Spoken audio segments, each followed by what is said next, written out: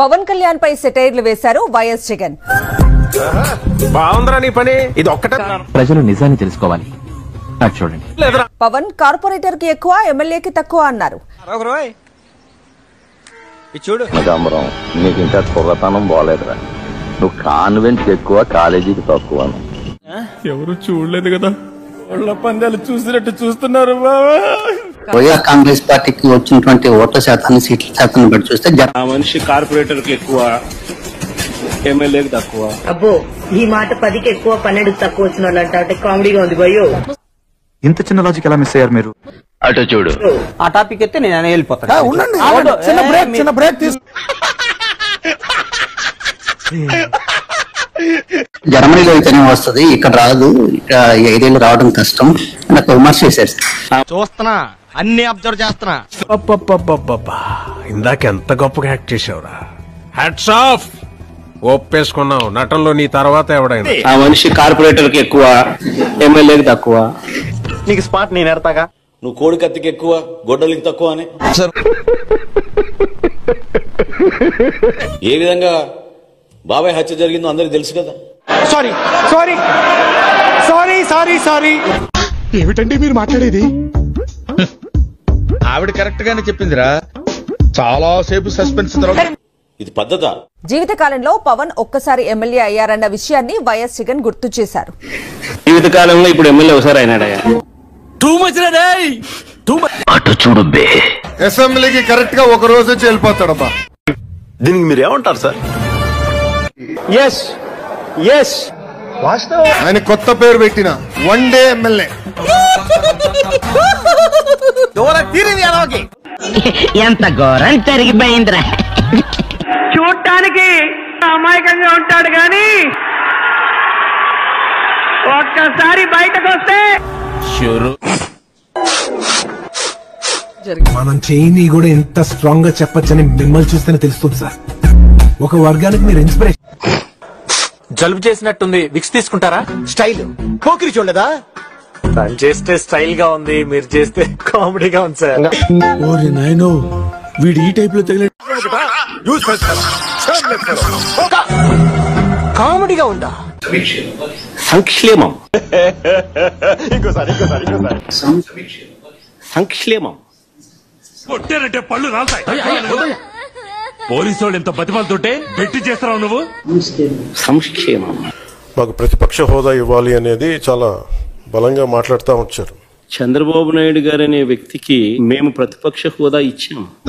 With in short time మీరు భయపడతారు, నేను పెడతాను. చెప్పానుగా, నీ పని అయిపోయినా. ఈ 5 సంవత్సరాల్లో మీరు ప్రతిపక్ష హోదా మీకు రాదు. అది మీరు మెంటల్ ప్రిపేర్ అయిపోయి.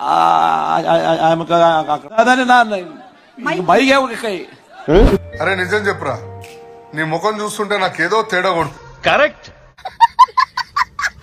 చంద్రబాబు నాయుడు అనే వ్యక్తిని మేము ప్రతిపక్ష హోదా ఇచ్చినాం. ఇది అడిగితే వచ్చేది కాదు, అది ప్రజలు ఇస్తేనే వస్తుంది. లోపలేం లేదు, రాదు. చదువుకోలే నేను, వేలుముద్ర గాని. ఎక్కడ రూలింగ్ లేదు, ఎక్కడ దెర్ ఇస్ నో రూల్. చూడు, తెలుగు ప్రజలకు మొట్ట కొడపడానికి మీరున్నారా? 23 మంది శాసనసభ్యులు ఉన్న అదే చంద్రబాబు నాయుడు గారి ప్రతిపక్ష హోదా స్టేటస్ కూడా వచ్చి ఉండేది కాదు. అలా కూర్చుండే ఉండేవాడు అక్కడ. అంతేలే, ఎదవలకు పదవులు వస్తే జనరల్ గా చెప్పాను రా. నేను సీరియస్ గా తీసుకున్నాను. నీకు ఇంతమంది శాసనసభ్యులు నీకు ఉండాలి, ఉంటేనే నీకు ప్రతిపక్ష హోదా ఉంటుంది అని ఎక్కడ రూలింగ్ లేదు. ఏం కావాలి? ఎన్ని సీట్లు పోటీ చేశారా మీరు? 175కు 175 పోటీ చేస్తే ఎన్ని సీట్లు గెలిచింది మీరు? పట్టుమని 10 గెలవాలి. ఎవడండి బాబు, ఆ నాన్నే అదమని చెప్పేసుకుంటున్నాడు. ఆయన గురించి ఆయన తెలిసినంత మనకి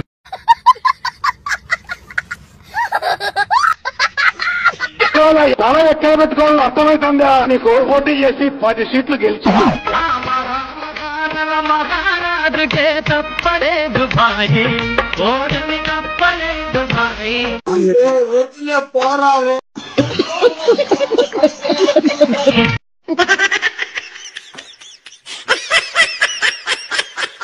అడుగుతావు అడుగు స్వామి అని చెప్పి నేను చెప్పిన అసెంబ్లీలో. కావాలంటే నా స్పీచ్ లేనండి అసెంబ్లీలో నేను అన్న మాటలు.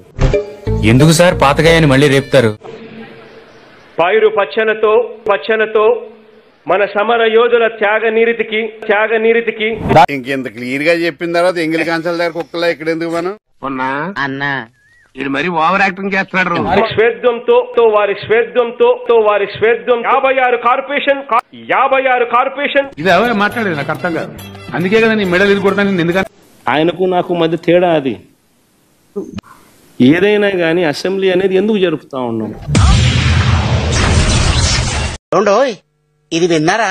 నీ అబ్బా నీ వల్ల నా జీవితం నాశనం అయిపోయింది. నీ వల్ల నా జీవితం నాశనం అయిపోయింది. ఈరోజు అది అసెంబ్లీలో ఉన్న పార్టీలు ఏవి? అధికార పార్టీలు, ప్రతిపక్ష పార్టీ మాదొక్కటే ఉంది. ఎన్నాళ్ళు నీకు వెర్రి వేపకాయంతే ఉందనుకున్నాను రా, గుమ్మడికాయంత డెవలప్ అయిపోయింది. దేవుడు తీసుకెళ్లినటువంటి తండ్రి శవం, నువ్వు పంపించినటువంటి బాబాయ్ శవం, ఈ 2 చావు మేళాలు కలిసి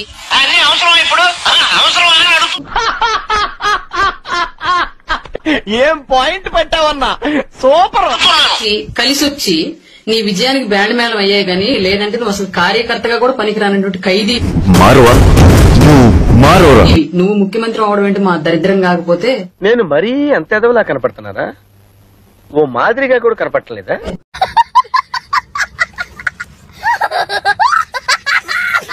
ప్రజలు 11 సీట్లు ఇచ్చి నువ్వు చేసిన పాలన చాలే బాబు, ఇంకా ప్రతిపక్ష హోదా కూడా అక్కర్లేదు, విపక్షంగా వెళ్లి కూర్చొని అసెంబ్లీకి పంపిస్తే నీకోసం మనడంతా రౌండ్లు వేస్తున్నారు. మనం అంటే అంత లైకింగ్ మరి లైకింగా తలకాయ ఊళ్ళో అంతా అప్పులు చేసినట్టుగా కనపడితే చెప్పమన్నారు. కనపడలేదని చెప్పండి. అసెంబ్లీకి వెళ్లి కూర్చొని 11 నిమిషాలు కూడా ఉండలేక పవన్ కళ్యాణ్ గారిని చూసి వచ్చేసుకుంటూ ఉరికొచ్చిన ఉలిపిరిగాడు బయటకు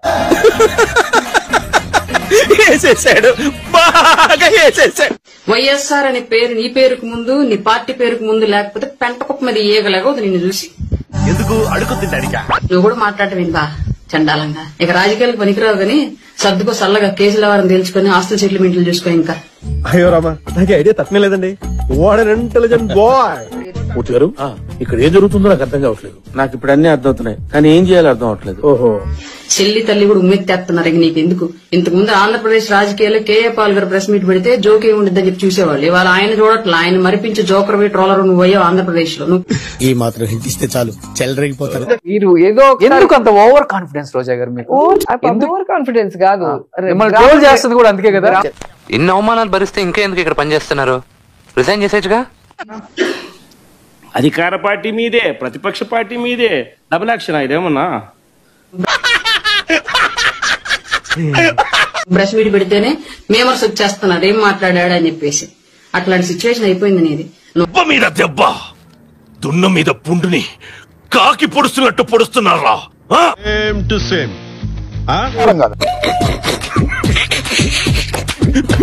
అంతేలే, ఎదవలకు పదవులు వస్తే ఇలాగే ఈ కార్యక్రమం ఇంతటితో సమాప్తం. రేపు ఇదే అలవాసులపై మళ్ళీ కలుసుకుందాం. అంతవరకు సెలవు మరి.